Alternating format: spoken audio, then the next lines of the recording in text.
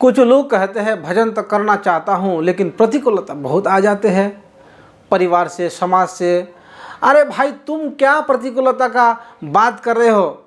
जिसके पिता जिसके विरुद्ध में खड़ा हो जाए, जो हिरण्यकशिपु बहू को टेढ़ी करने से सारे देवता थर-थर कांपते हैं, वो हिरण्यकशिपु एक बालक प्रहलाद के प्रति प्रतिकूल भाव रखते थे भजन के लिए। फिर भी तो प्रहलाद ने भजन किया है, फिर भी श्री हरि को प्राप्त किया है, अपने पिता से लड़ गया है, सारे देवता को जो बंदी बना लिया वो हो पिता।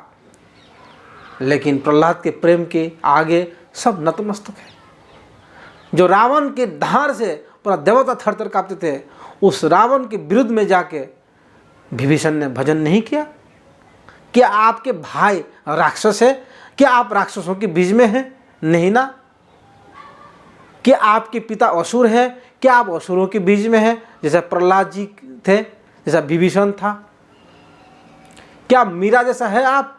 मीरा तो राज घराने में है, घराने की है, पूरा समाज मीरा के विरुद्ध में थी, लेकिन फिर भी मीरा ने भजन करके भगवान को प्राप्त किया कि नहीं? आज कौन नहीं जानते मीरा को? ध्रुव जी 5 साल के बालक घर छोड़ के जंगल में मधुबन में आके भजन किया है। क्या भगवान को दर्शन नहीं प्राप्त किया? समस्त प्रतिकूलता भगवान ने उसको देखा कि नहीं देखा? तुम भगवान के आश्रय तो लेके देखो, वो तुम्हें कहाँ तो कृपा करते, तुम उस बात का तब अंदाज लगा सकते हैं। जैसा युद्ध भूमि में शूरवीर के जो ऊपर आघात लगते हैं तो शूरवीर कहते हैं कि हमारे ऊपर चंदन लगे हुए हैं। इसी प्रकार जो भजन करने वाले के ऊपर जब विपत्तियाँ आते हैं, आपदा आते हैं, तो वो कहते हैं कि हमारा शरीर में ये प्रभु का कृपा रूपी चंदन है, वो कृपा का निशाना है। भजन में प्रतिकूलता आ रहा है मतलब कृपा का निशाना है। गोपियों ने सब कुछ त्याग करके कृष्ण का भजन किया है, रात बेरात खान पान कुछ मालूम नहीं। आपको तो इतना नहीं करना पड़ रहा है। बने बने लड्डू कौन देगा तुम्हें? अरे बिना रुए तो माँ भी दूध नहीं पिलाते हैं भाई। कृपा को प्राप्त करने के लिए तो कुछ तो कसरत करो, कुछ तो दिखाना पड़ेगा। कृपा उसको ही कहते हैं जो करके पाओ। आप करो तो कुछ, कृपा उसी को बरसते हैं जो कृपा का लायक बनते हैं।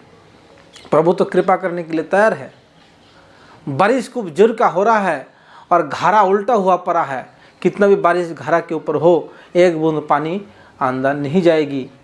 इसी प्रकार कृपा तो प्रभु का हो रहा है, लेकिन हम विमुख होके बैठे हैं, तो विमुखियों को कैसा कृपा कर सकते हैं? भगवान ने बोला एक पग तुम मेरी ओर आओ, मैं तुम्हारे लिए 1000 पग आ जाऊंगा। है ये था माम प्रबदंते ताम से भजन हम। जो जिस प्रकार उनके भजन करते हैं वो भी उसी प्रकार भजन उनको करते हैं। भगवान किसी का ऋणी नहीं रहते हैं। एक पग आगे बढ़ के तो देखो, एक बार उनका नाम लेके तो देखो, उनके लिए एक बार कुछ करके तो देखो, सब कुछ भर देगा। बस शरणागति को स्ट्रांग बनाना पड़ेगा कि शरणागति की 6 लक्षण है। अनुकूल चीज, भक्ति के अनुकूल चीज़ों को स्वीकार करना, भक्ति के प्रतिकूल चीज़ों को अस्वीकार करना, कृष्ण ही मेरा रक्षक 1, कृष्ण ही मुझे रक्षा करेंगे 2, ये हो गया 4। और 5 नंबर भक्ति के जो शरणागति के लक्षण है वो दैन्य मतलब अपने को दैन्य में लाना है, अपने को झुकना है। और आत्मनिवेदन, जैसा बलि महाराज ने किया, सर्वस्व त्याग कर दिया प्रभु के लिए, न्यौछावर कर दिया, ये आत्मनिवेदन। ये 6 भक्ति के लक्षण हैं, अर्थात शरणागति के 6 लक्षण हैं। अगर ये 6 लक्षण पूरा रूप से कोई करते हैं, इसका मतलब भक्ति उसी के पास है।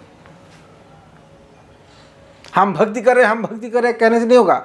6 लक्षण कहाँ तक है वो आपका लक्षण बतलाएगा, आप कितना भक्ति कर रहे हैं, आप कितना भगवान से प्रेम है, और कितना आपके ऊपर जो है प्रतिकूलता है वो दिखाई देगा। भक्ति में बढ़े चढ़े व्यक्ति को ही प्रतिकूलता होता है। काला कपड़ा में धब्बा कितना लगे दिखाई नहीं देगा, सफ़ेद कपड़ा में थोड़ा सा भी लगे दिखाई देते हैं। इसी प्रकार भक्ति ज़्यादा करने वाला को ही समझ में आता है कि हाँ प्रतिकूल है संसार। भक्ति ना करने वाला को क्या लगता है? कुछ नहीं, सब मौज में है, सब खा रहा है, पी रहा है, सो रहा है। उनको कुछ प्रतिकूलता नहीं लगते है। प्रतिकूलता का फीलिंग तो भक्तों को होता है कि संसार किस प्रकार प्रतिकूलता करते हैं, भक्ति के विरुद्ध करते हैं, भजन के खिलाफ होता है, वो सब भक्तों को लगता है। जो सोए हुए हैं उसको नहीं लगता है।